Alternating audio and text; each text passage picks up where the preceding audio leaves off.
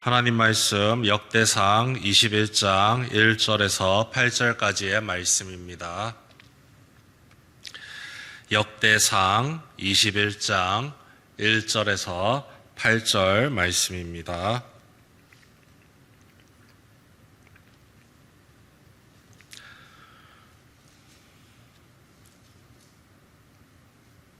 한 절씩 교독합니다.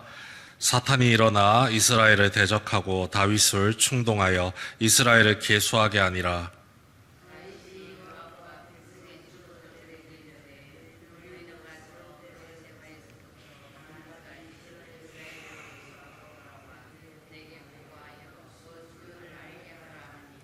요압이 아뢰되 여호와께서 그 백성을 지금보다 100배나 더하시기를 원하나이다.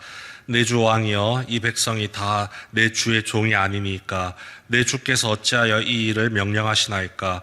어찌하여 이스라엘이 범죄하게 하시나이까 하나.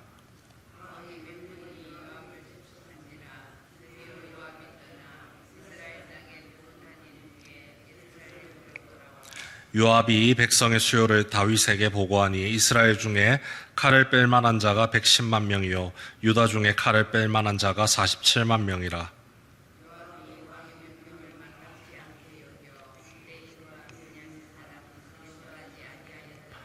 하나님이 이 일을 악하게 여기사 이스라엘을 치심해 다윗이 하나님께 아뢰되 내가 이 일을 행함으로 큰 죄를 범하였나이다.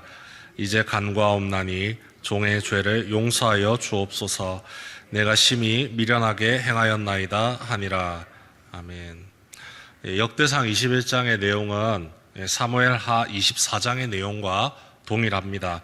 승승장구하던 다윗이 하나님께 혼나는 모습을 보여주고 있죠. 그 잘못이 무엇이냐? 바로 인구조사입니다. 인구조사는 꼭 필요한 작업이긴 합니다. 한 국가를 운영하기 위해서 얼마만큼의 인구가 존재를 하고 얼마만큼의 세금을 걷어야 하는지, 국방은 어떻게 해야 되는지, 이런 것들을 세세하게 실행하기 위해서 필요한 인구조사였지만 이 다윗이 행한 인구조사는 다윗의 교만함으로 말미암아 벌어진 일입니다.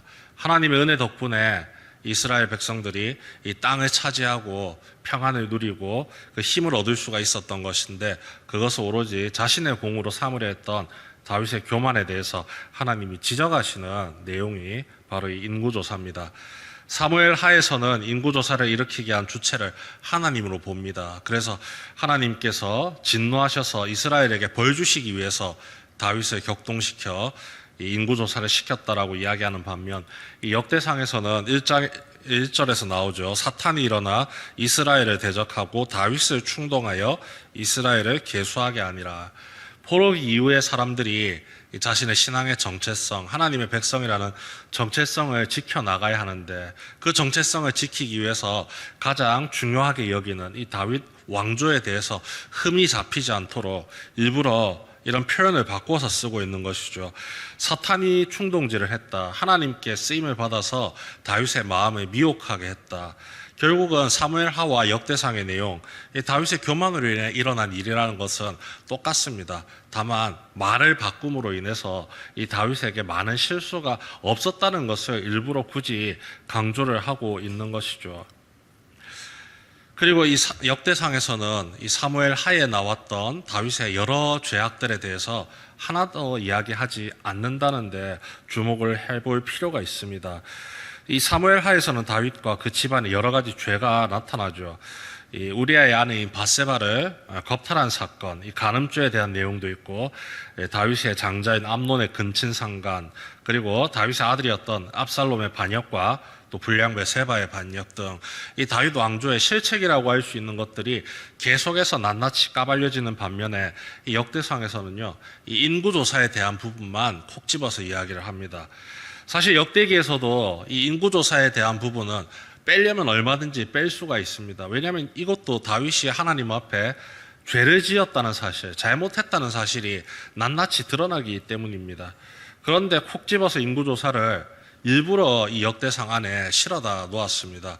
그것이 얼만큼 중요한 일이냐, 그 이후에 나오는 일이 중요한 일이기 때문에 이 인구조사를 넣은 것이죠. 인구조사 다음에 나오는 아주 큰 역사가 있습니다. 바로 성전 건축입니다. 22장 1절을 보시면 이렇게 나옵니다. 다윗이 이르되 이는 여호와 하나님의 성전이요 이는 이스라엘의 번제단이라 하였더라. 그곳에 이제 성전을 쌓게 되는 계기를 마련하는 것이 이 인구조사라는 겁니다. 이 오르난의 타작마당, 사무엘 하에서는 아라우나의 타작마당이라고 표현합니다. 그곳에서 제사를 드리고 하나님 앞에 회개를 하고 용서를 구하니 이 다윗의 죄로 인해 주어졌던 이 전염병이 그치는 기적이 일어납니다. 다윗이 회개하고 하나님이 응답해 주신 은혜가 벌어진 자리인 것이죠.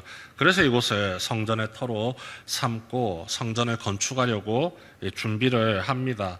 하나님과의 관계가 회복되고 바르게 세워지는 곳이 이 오르난의 타작마당이기 때문에, 그리고 이곳에서 성전 터를 잡기 때문에 그 계기가 되는 인구조사를 굳이 넣었던 것이죠.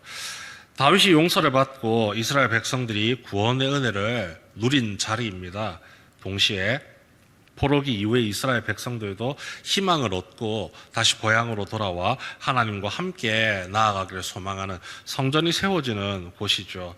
그리고 현 시대를 살아가는 우리 역시 하나님께로 나아올 수 있는, 그리고 하나님이 베푸실 구원과 위로의 은혜를 누리며 기도를 통해 하나님과의 바른 관계를 세워나가는 예배의 처소로서 이 성전이 강조되고 있는 것이죠.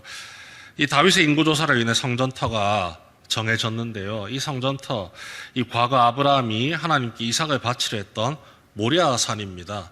그리고 훗날 예수님께서 우리의 죄를 짊어지고 십자가에 매달리신 골고다 언덕, 그곳입니다. 주님의 사랑과 구원의 은혜가 나타난 곳이고, 그곳이 설령 나의 죄된 모습들, 나의 악한 모습들 낱낱이 드러난다고 하더라도 하나님의 사랑과 구원의 은혜가 훨씬 더 크기 때문에 그 죄악에 대한 모습들을 가감없이 드러내 보이고 나타냈던 것입니다. 이 죄가 있는 곳에 주님의 은혜가 훨씬 더 크게 임합니다. 왜냐하면 죄가 있는 곳에 하나님을 찾고 의지하는 자들은요, 회개함으로 하나님께 더욱더 간절한 마음을 품고 나아가기 때문입니다. 하나님께서는 믿는 모든 자에게 구원의 은혜를 베풀어 주시고 회개의 길을 열어주셔서 주님께로 나아오려 하는 모든 자를 품에 안아주시고 잃어버렸던 소망을 회복해 하십니다. 그 은혜를 사모하는 마음으로 우리가 주님을 믿고 의지하면서 매일의 첫 시간을 주님께 내어드리고 시간이 날 때마다 하나님 앞에 말씀을 묵상하고 기도하면서 주님과 함께 나아가기를 소망하고 있습니다. 그러한 주님께서 나의 모습을 보시고 내 편이 되어주셔서 나를 기억하시고 나를 위로하시고 구원의 은혜의 자리로 나를 인도하십니다. 내 편이 되어주시는 주님을 항상 잊지 않고 기억하시며 기도하면서 기도함으로 나아가는 이 아침 되시길, 그리고 그렇게 간절히 기도하는 성도 여러분 되시길 주님의 이름으로 축원합니다.